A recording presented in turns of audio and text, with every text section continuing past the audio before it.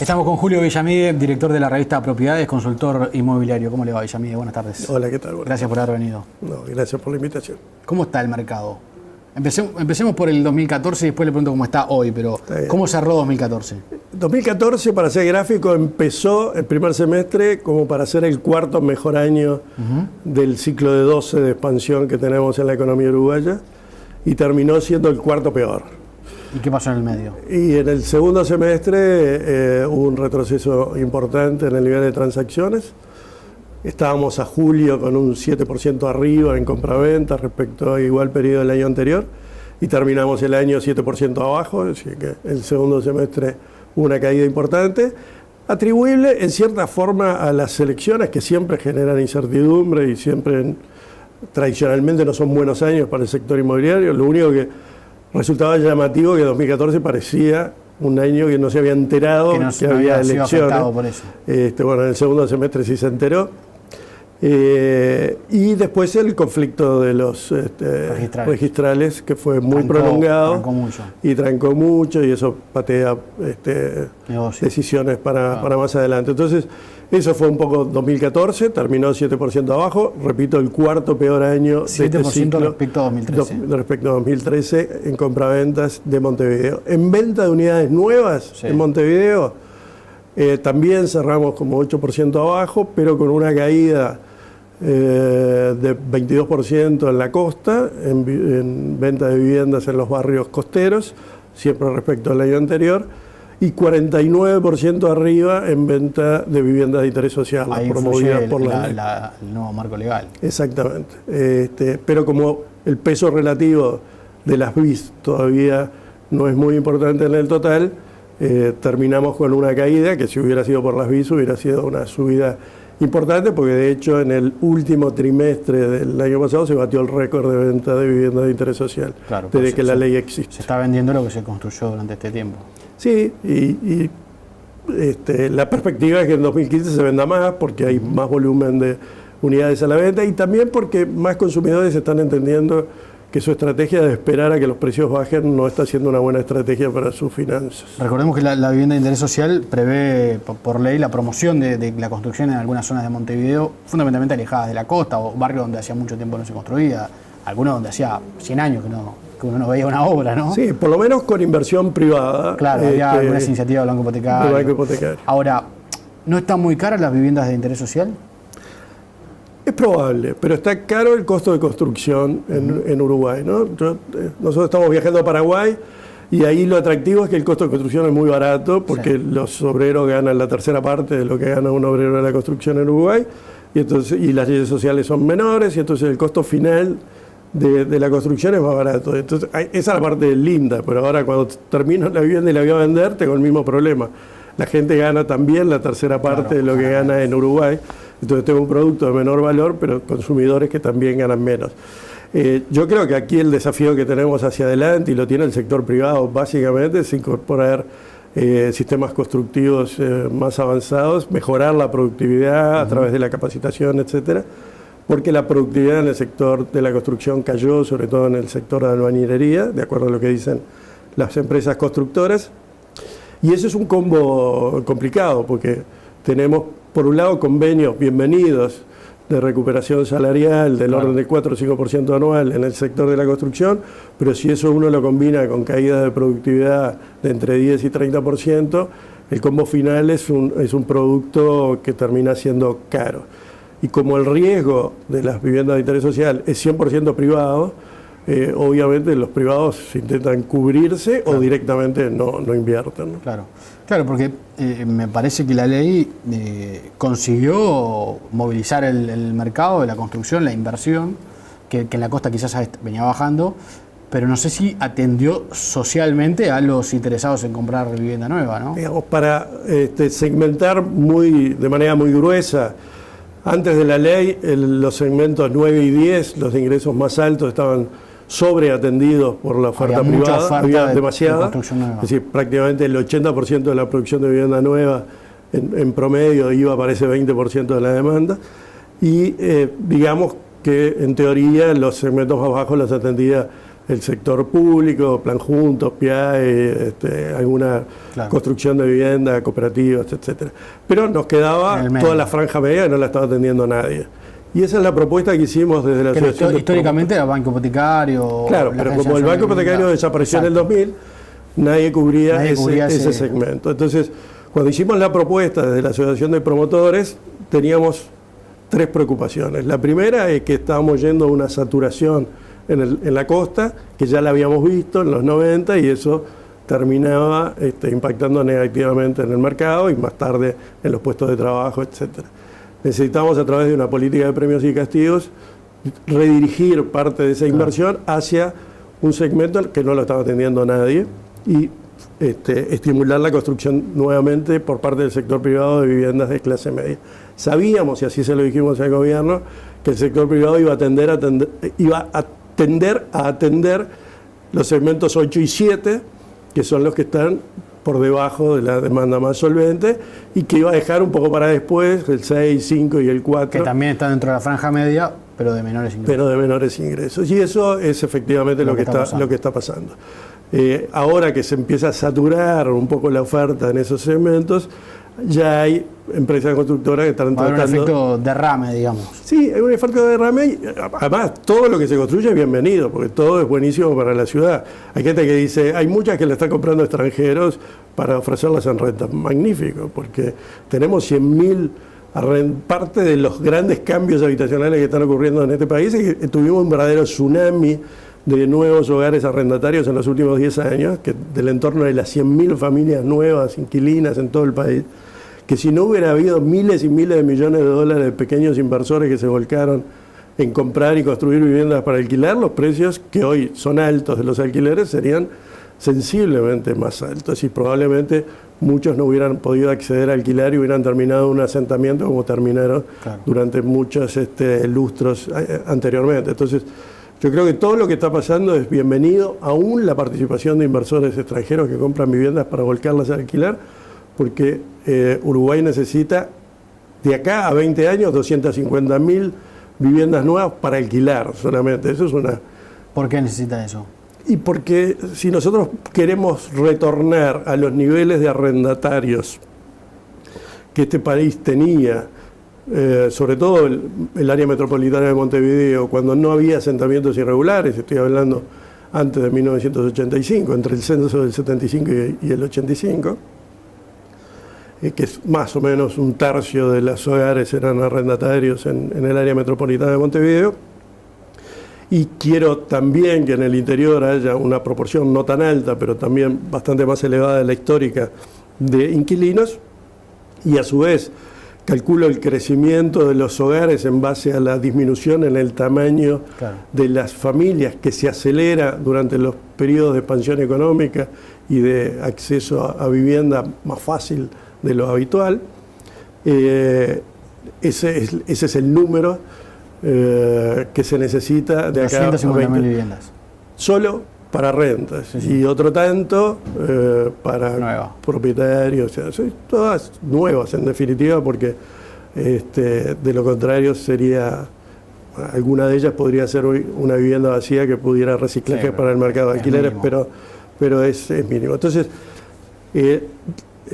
la verdad que estamos con cambios de una magnitud desconocida, por lo menos desde que yo trabajo en este negocio hace más de 40 años. Ahora le voy a preguntar sobre eso más estructural del negocio, como usted dice, pero describía entonces un 2014 malo, empezó bien, terminó mal. Una vez un operador inmobiliario me decía, el año pasado, en plena época de elecciones, me decía, el año después de las elecciones es peor que el año de las elecciones. No. ¿Para usted es así? ¿2015 puede ser peor que 2014? No. De hecho, 2010 fue uno de los mejores años que tuvimos. Depende mucho de los contextos internacionales y regionales, pero no, porque lo que pasa con los años electorales es que la gente posterga decisiones de compra, que las resuelve. Y entonces en los años postelectorales suele haber una especie de mini boom, que lo que hay que advertir es que es corto. O sea, que esa realidad de, por ejemplo, el primer semestre de 2010 no era probablemente sostenible en el resto del año, lo que fuera, porque se estaban expresando decisiones que se habían postergado durante el año electoral. ¿Y cómo arrancó 2015? 2015 no arrancó bien en los primeros indicadores que tenemos. El crédito hipotecario ha seguido cayendo o está con una dinámica muy baja. Promesas y compraventas también siguen bajas. O sea, seguimos un poco con la inercia del segundo semestre de 2014. Habrá que esperar porque también los contextos internacionales juegan, la realidad macroeconómica del país también juega. No hay que olvidar que la inversión inmobiliaria, desde la compra de una vivienda para habitar hasta una inversión inmobiliaria, tienen un alto componente de expectativa. Es decir, la gente lo hace cuando tiene horizontes despejados, tranquilidad, estabilidad laboral, un sueldo relativamente seguro. Ahí es donde asume una obligación. Y el que invierte es lo mismo. Es decir, si el país tiene posibilidad de ingresar, por decir algo, no es el caso de Uruguay, en un ciclo recesivo, la inversión inmobiliaria no tiene mucho sentido, es casi apostar a perdedor, ¿no? Ahora, entonces, bajaron las compraventas en 2014, el 2015 arrancó mal, digamos, con la tónica del final del año pasado, los precios no bajaron. No, y los precios es poco probable que bajen. Nosotros lo venimos diciendo hace mucho tiempo. Pero la lógica del mercado no indicaría que deberían bajar los precios, porque si baja la compraventa, lo habitual en cualquier negocio es que se baja el precio para tratar de vender. Pero para eso debería mantenerse la oferta. Y la oferta suele bajar en la misma proporción que bajan los interesados. Porque al bajar los compradores, lo que acontece es que los que quedan hacen contraofertas. Si alguien pedía 100, contraofertan 85 o 90. Y ahí van a encontrar pocos vendedores dispuestos a bajar el precio para hacer qué con el dinero. Entonces ahí es donde el comportamiento de una caída de la demanda durante un ciclo de expansión económico es diferente al comportamiento de la caída de la demanda durante un ciclo de recesión. O sea, en 2001, 2002 estábamos en recesión, la gente se apuraba en vender. La gente necesitaba liquidez. Necesitaba liquidez en ocasiones para cancelar créditos, etcétera, pero en otras porque sabía que dentro de 3 meses los precios iban a valer menos, y dentro de 6 menos, y el año que viene menos. Claro, pero ahí salían negocios increíbles. Hay gente que compraba un apartamento en la Rambla por un precio ridículo. Claro, pero en un ciclo de expansión económica como en el que el país está, eso no pasa. Primero porque la gente no está endeudada. El vendedor entonces que tiene un departamento, una casa para vender, vende a 100, pero no vende a 90. Entonces, si no vende a 90, no no vende o lo alquila. Pero y ahí es donde no se opera la ley de oferta y demanda, porque yo estoy con una caída de 10 o 20% en el número de compradores, pero si me cae en igual medida el número de vendedores, termino con precios que están estables. Se anula el efecto. Sí. Tampoco están subiendo los precios. No tienen ninguna razón para subir, y la razón que tuvieron en el pasado para subir en dólares fue estrictamente la inflación en dólares. Nunca tuvimos, ni siquiera en los mejores años de expansión, salvo en Punta del Este y en algún barrio de la costa, una demanda que desbordara la oferta y quisiera subir los precios desmedidamente. La verdad que los precios se duplicaron en dólares en pocos años, pero se duplicaron en dólares los salarios y todo el resto de los precios de la economía. Si uno mira la evolución de los últimos 10 años de la inflación en dólares y de los precios inmobiliarios, es casi idéntica, es absolutamente paralela, y probablemente incluso el valor de los inmuebles esté ligeramente por debajo de la inflación en dólares. Usted recién amagaba a comentarme algo que yo le pedí que lo dejáramos para más adelante sobre el cambio estructural que hay en el sector. ¿Usted cree que esto ya es una realidad, digamos, no se va a volver a los precios de hace 10 años? No, lo que la gente tiene que entender es que estamos con una economía que es el doble en términos reales de la de hace 10 años atrás. Por lo tanto, todos los uruguayos son el doble de ricos de lo que eran hace 10 años atrás, y eso es bienvenido, fantástico. No hay ninguna razón para que los precios no sean el doble también en términos reales de lo que eran hace 10 años atrás. Y eso es lo que ha pasado más o menos en términos generales. Esa es la realidad actual. Pero estamos en un cambio estructural además muy importante porque, a ver si lo entendemos, entre 1996 y 2004, casi 50% de las nuevas viviendas que se construyeron en Montevideo se construyeron en asentamientos irregulares. Es decir, la informalidad urbana satisfacía una muy buena parte de la demanda habitacional en el área metropolitana de Montevideo. ¿Qué acontece hoy? Muy probablemente, y de acuerdo a los últimos datos del INE, esa informalidad urbana esté en retroceso. Por lo tanto, el sector formal tiene que producir muchas más viviendas. Las que antes se construían en los asentamientos ahora deben de construirse en la ciudad formal. Disculpas. Quiere decir que va a haber una demanda nueva allí. Va a haber una demanda nueva muy importante y que, de hecho,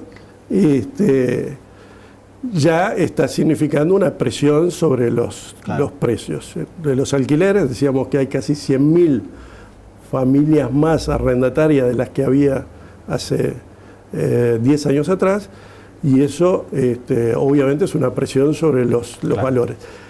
¿Cuáles son los cambios estructurales? En primer lugar, ese proceso de formalización casi plena. Bienvenido, fantástico. Nosotros llegamos a tener más de 11% de la población de Montevideo viviendo en asentamientos irregulares y íbamos rumbo a la favelización de Montevideo, es decir, a tener porcentajes de informalidad parecidos a los de las ciudades brasileñas. Eso ha cambiado, es decir, ha cambiado la formalidad. Después de más de 100 años en que el tamaño del mercado de alquileres se contrajo, a partir de la crisis de 2012 empezó a expandirse nuevamente y está creciendo a una velocidad realmente impresionante. El tamaño de las familias tiende a contraerse más aceleradamente de lo habitual en un ciclo de expansión.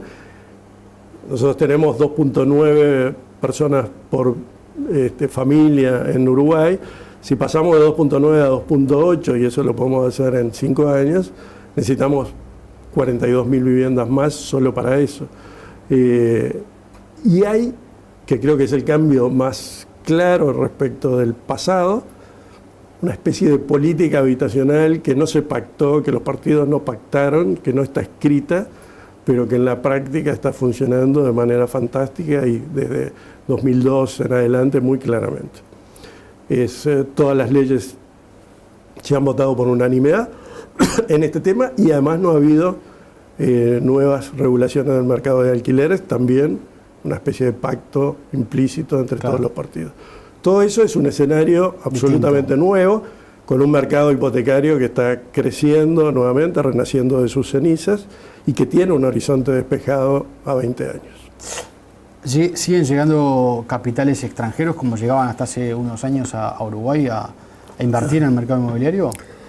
Mucho menos. Mucho menos. Yo creo que el cepo cambiario, los capitales extranjeros eran básicamente argentinos. Y el cepo cambiario hizo tuvo un impacto muy fuerte, en particular en Colonia, Maldonado y en menor medida en Montevideo, pero sí, se han reducido significativamente.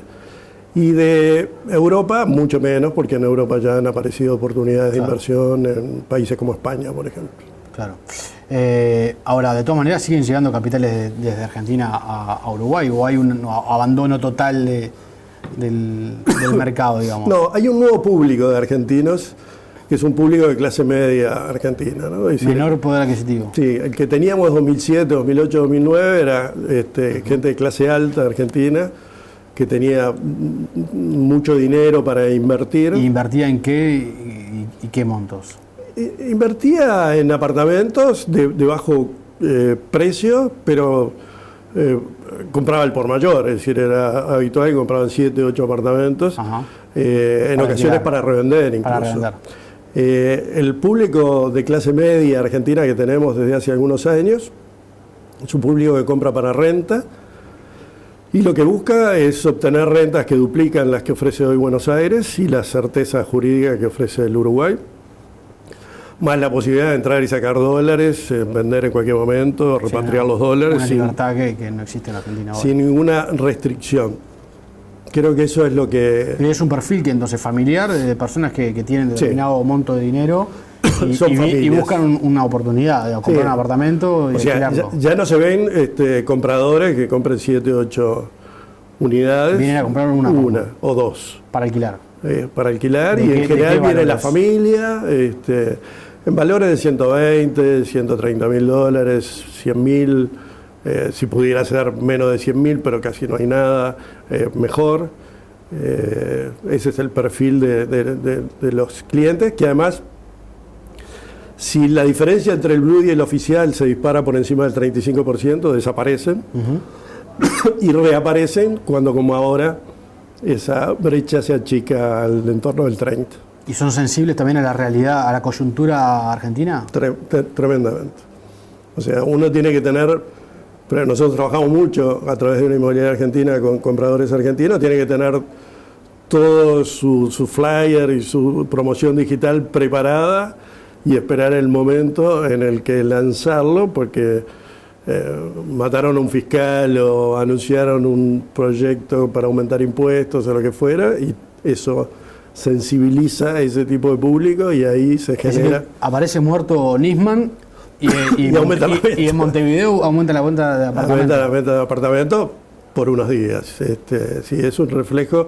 Porque el argentino se ha acostumbrado, no ahora, desde hace décadas, a tener esos reflejos condicionados muy rápidos. Lo tuvimos en Estados Unidos cuando la crisis bancaria, fueron los que retiraron casi todos los dineros de los bancos argentinos y pagaban 10% de comisión para traer dinero de Estados Unidos a Buenos Aires en plena crisis norteamericana.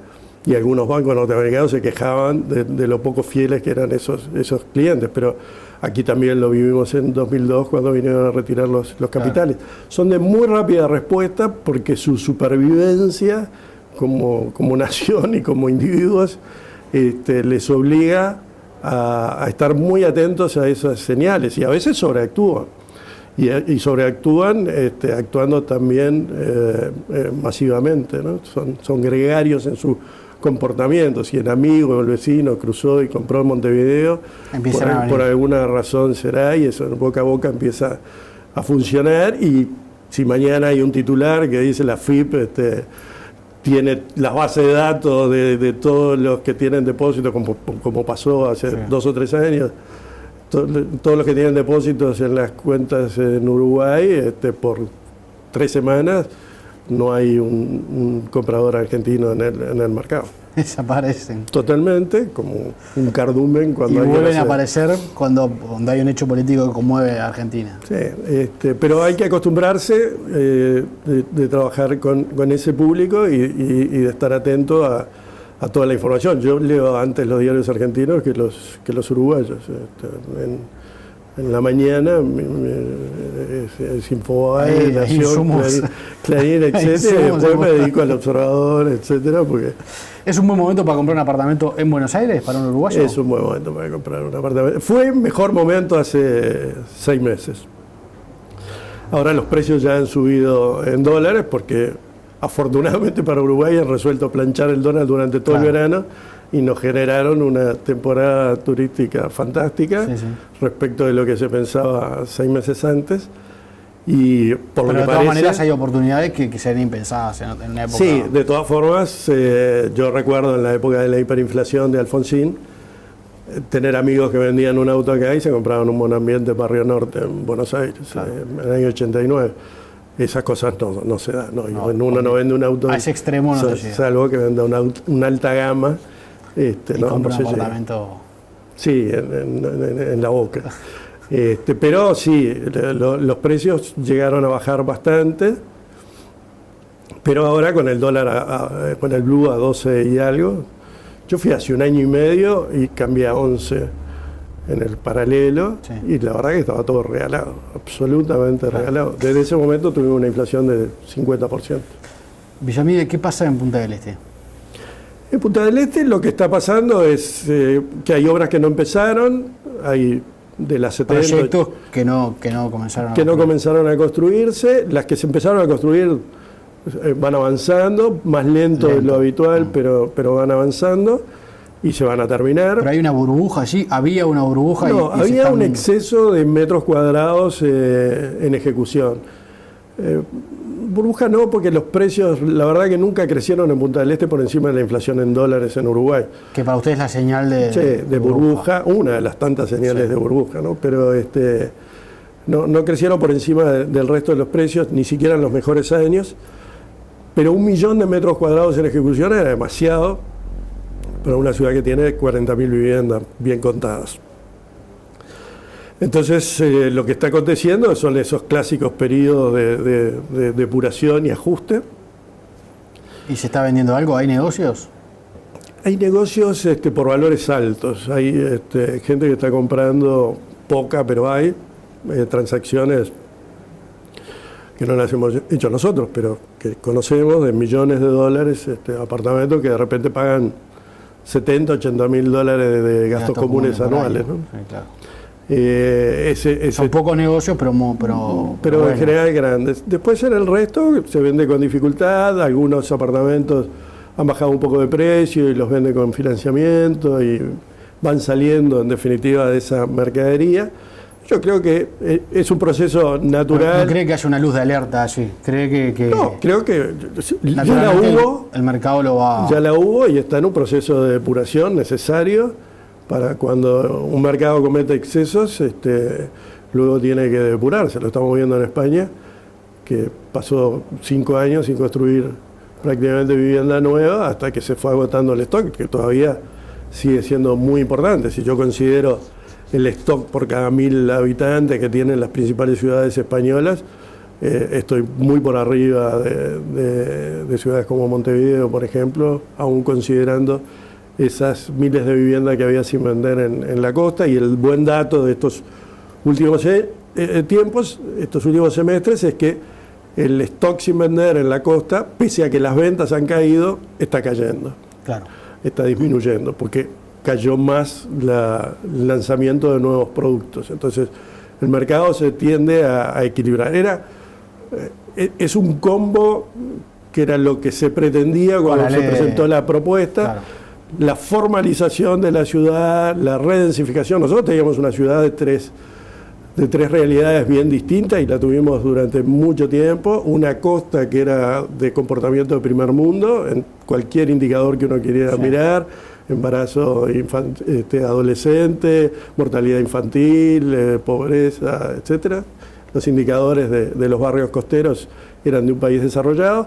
Después teníamos un centro que arrancaba en la Ciudad Vieja y terminaba en la Unión, de lo que fue la ciudad a principios del siglo XX. Con todos los servicios, pero donde la gente no quería ir a vivir. Exactamente, que venía despoblándose desde hace décadas, y donde además no se instalaba ninguna propuesta comercial, porque si alguien recuerda las tiendas o las comidas rápidas que se instalaron fuera de la costa, se iban a Colón. Sí.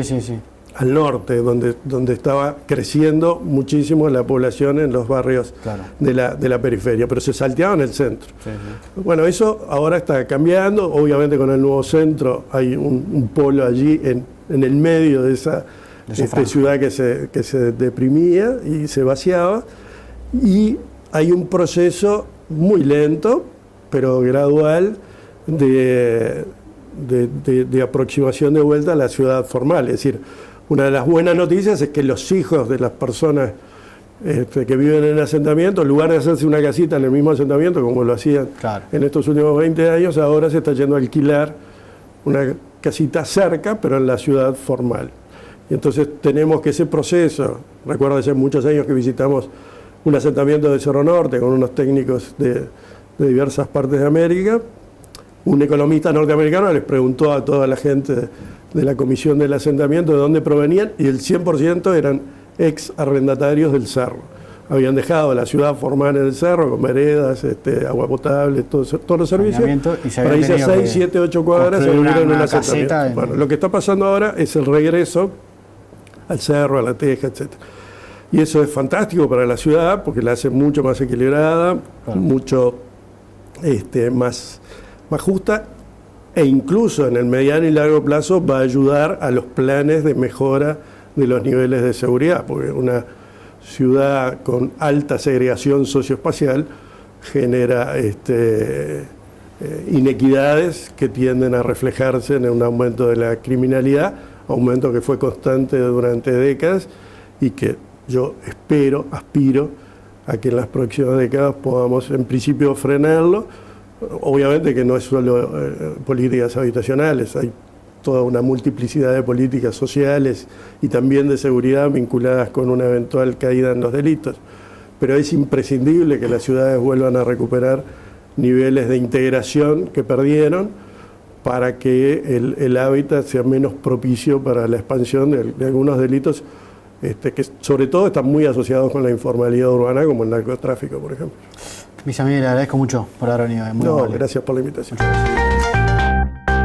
Lo de los registrales, que fue muy prolongado trancó mucho y eso patea decisiones para más adelante. Entonces, eso fue un poco 2014, terminó 7% abajo, repito, el cuarto peor año de este ciclo respecto a 2013. Respecto a 2013 en compraventas de Montevideo. En venta de unidades nuevas en Montevideo, también cerramos como 8% abajo, pero con una caída de 22% en la costa, en venta de viviendas en los barrios costeros, siempre respecto al año anterior, y 49% arriba en venta de viviendas de interés social, promovidas por la el nuevo marco legal. Exactamente. Pero como el peso relativo de las BIS todavía no es muy importante en el total, terminamos con una caída que si hubiera sido por las BIS hubiera sido una subida importante, porque de hecho en el último trimestre del año pasado se batió el récord de venta de viviendas de interés social, claro, desde que la ley existe. Se está vendiendo lo que se construyó durante este tiempo. Sí, Estamos con Julio Villamide, director de la revista Propiedades, consultor inmobiliario. ¿Cómo le va, Villamide? Buenas tardes. Hola, ¿qué tal? Gracias por haber venido. No, gracias por la invitación. ¿Cómo está el mercado? Empecemos por el 2014 y después le pregunto cómo está hoy, pero ¿cómo cerró 2014?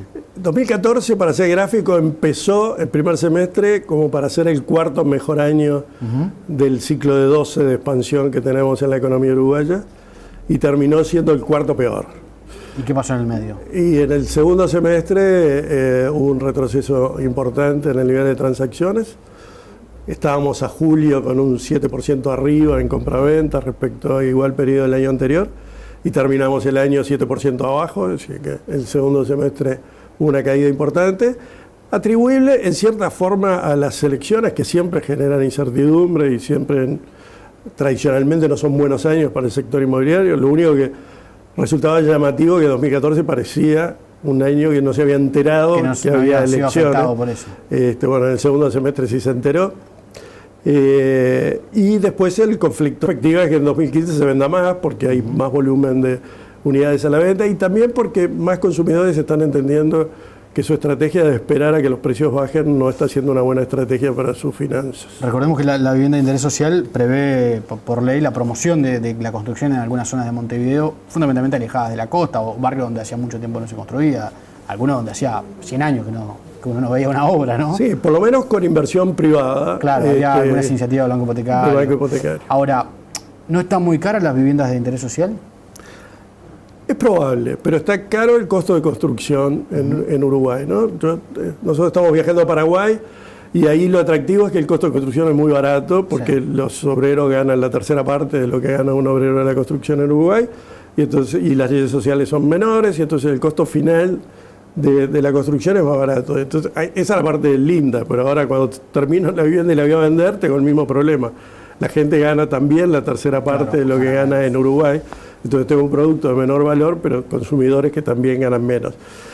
Yo creo que aquí el desafío que tenemos hacia la ley, los segmentos 9 y 10, los de ingresos más altos estaban sobreatendidos por la oferta privada, había demasiada. Es decir, prácticamente el 80% de la producción de vivienda nueva en promedio iba para ese 20% de la demanda.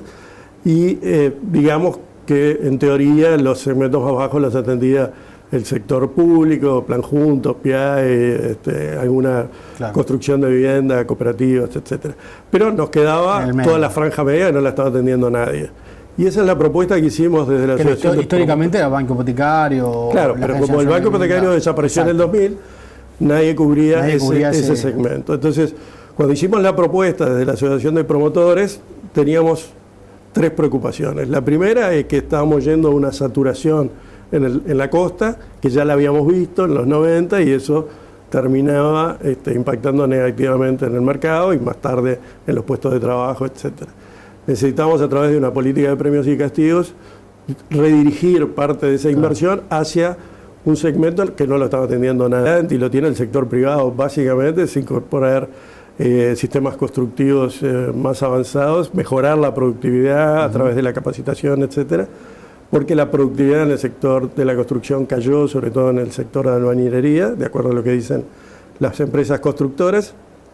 Y eso es un combo complicado, porque tenemos, por un lado, convenios bienvenidos de recuperación salarial del orden del 4 o 5% anual en el sector de la construcción, pero si eso uno lo combina con caídas de productividad de entre 10 y 30%, el combo final es un producto que termina siendo caro. Y como el riesgo de las viviendas de interés social es 100% privado, obviamente los privados intentan cubrirse o directamente no invierten, ¿no? Claro, porque me parece que la ley consiguió movilizar el mercado de la construcción, la inversión, que en la costa quizás venía bajando, pero no sé si atendió socialmente a los interesados en comprar vivienda nueva, ¿no? Digamos, para segmentar de manera muy gruesa, antes de